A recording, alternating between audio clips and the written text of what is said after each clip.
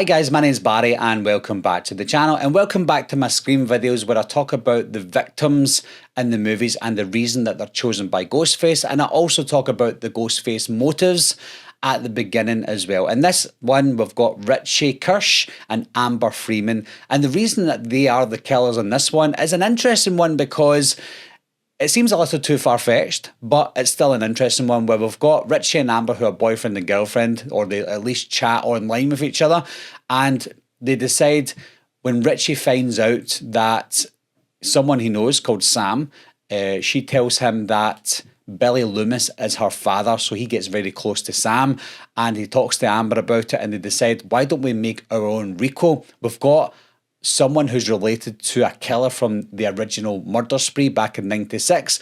Why not try and recreate this Rico? Seems a little far-fetched, but it's still interesting, so Amber agrees to it. Now, in this one, Amber feels like the Stu Macker of the story because she's a little bit more crazier and she'll almost do anything. Richie does seem like that as well, but he's got a little bit more of a deviant side to him because he befriended Sam, he became her boyfriend, and then when he finds this information out, he then spreads that information to his actual girlfriend Amber, and then they make this plan together. So it is an interesting one, but at the same time it's still a little bit too far-fetched compared to the other Scream films. And because that they want to create this requel, then they have to then go in the same pattern as they did in the first film. So they want to go after survivors of previous films or previous massacres, and if they can't do that because people have died, then they'll go after their relatives, and it doesn't matter if they're relatives of the killers or the survivors, they'll still go after them because of their name. Vince Schneider is the first victim on the list, and it's quite easy in this one because of the motives that Richie and Amber have. Then it's quite self-explanatory. Vince is the nephew of Stu Macker, so he was obviously going to be a victim on the list, and a chosen victim on the list at that as well. It was also quite smart to kill a victim who was related to one of the killers in the film. I think that was quite a good move because we didn't know who was safe at that point.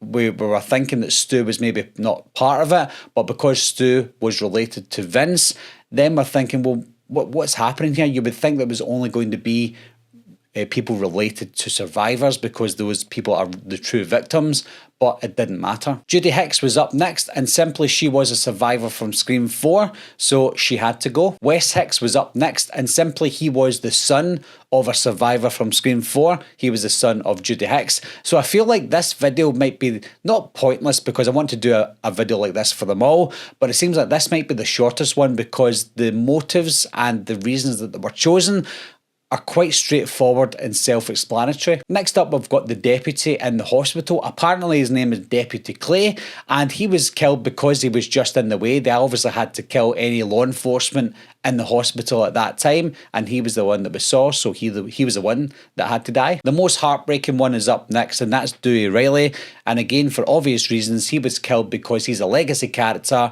and he was one of the survivors, not just of one massacre, but of many. Liv McKenzie is the last one on the list, and this is very interesting because she's a pointless kill. She wasn't supposed to be there. Chad and Mindy were supposed to be there, and they were supposed to be the victims, but Liv came back because she was looking for Chad, and then she ultimately died because she was in the wrong place at the wrong time. So one thing I think Scream 5 got right was their last victim, Liv, was almost identical to the last victim in the first movie, Kenny. They were in the wrong place at the wrong time, in the exact same area at the Stu Macker house. So one thing they probably got accidentally right was the last kill was probably the most pointless kill in the film. Looking back in all the Scream movies so far, up to Scream 5, it's clear to see that Scream 5, the writing in Scream 5 was very lazy. Very, very lazy when it comes to choosing their victims. Now, it was an interesting concept, going after the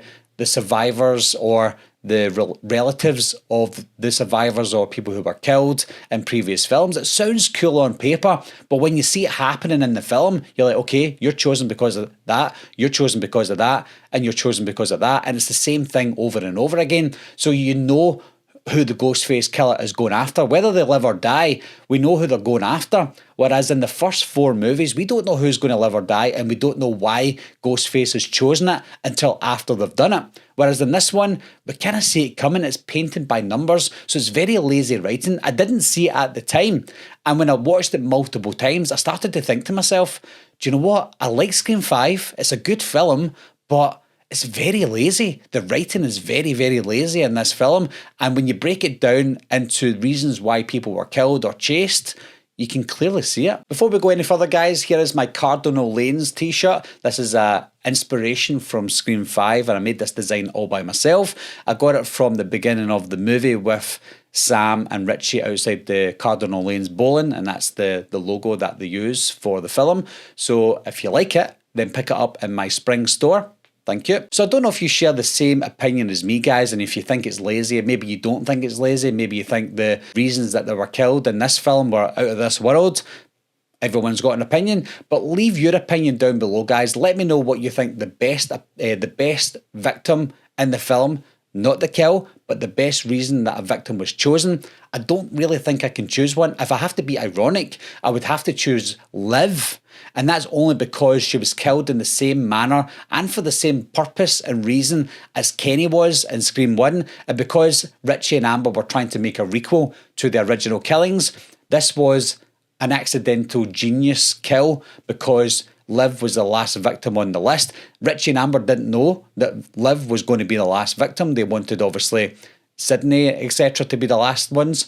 But because Liv was the last one officially, then I think she was the best one. Like I say, guys, leave your thoughts down below. And as always, thanks a lot for watching. Thanks for subscribing, and I'll see you soon. Meeting adjourned. I'll be right back. What are you waiting for, huh? Coming to get you, Barbara. Ever played Skin the Cat? Someone's in the back!